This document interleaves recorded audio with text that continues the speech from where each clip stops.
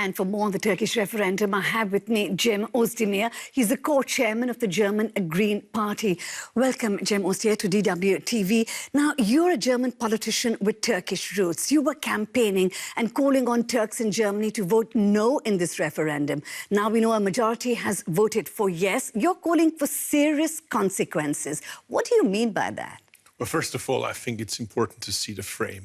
Only 50% of those who could vote in Turkey participated in the election, unlike in Turkey, where almost 90% participated. So if you have that in mind, if you have in mind that people who have a German passport, not having a Turkish passport, could not vote at all, I think it looks a little bit different. But as you mentioned already, we have to look into integration policies and discuss what has to be changed. So when you talk about serious consequences, what do you mean by that?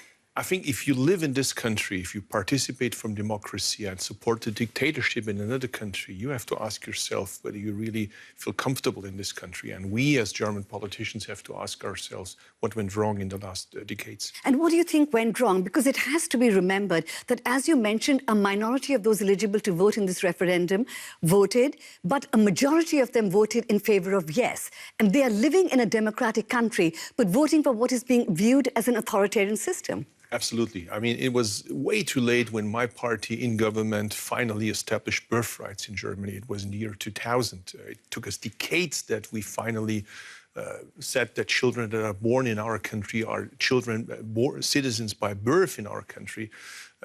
Have in mind that that was opposed at that time from today's government, from Angela Merkel's party. Second problem, religious policies. We have mosques that are under the leadership of Recep Tayyip Erdogan, the Turkish president.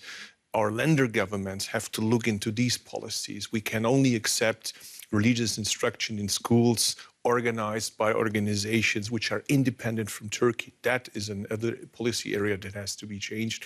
And the third field would be education policies. It is working class children, it is children of immigrant families that are failing in our mainstream school system.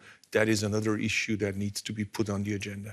So is this the failure of these kind of policies in Germany which explain why so many people of Turkish origin feel alienated in Germany? Now, you're a politician here, you're a part of the mainstream, but many Turks who live here don't feel part of the mainstream at all.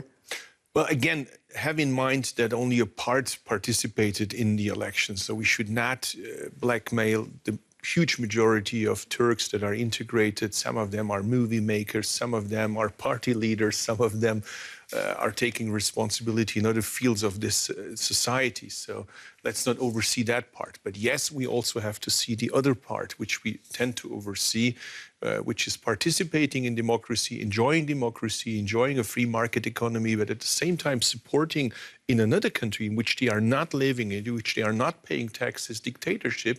And this is also a debate in Turkey. A lot of people in Turkey called me and said to me, we don't understand this, you know.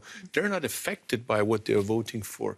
So my position would be, if you live in this country, you should integrate into this country, you should vote in this country, and not in a country in which you don't live. And talking about living in this country, Germany is holding national elections in September. What do you think this referendum means? Will it play into the German election in any way?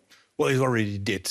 Part of the strategy of Erdogan was to escalate the situation between Europe and Turkey, and probably it helped him in the elections in Turkey to use the national feelings in Turkey, because he needs allies, he needs enemies. He needs enemies both within the Turkish society and outside, in particular in Europe.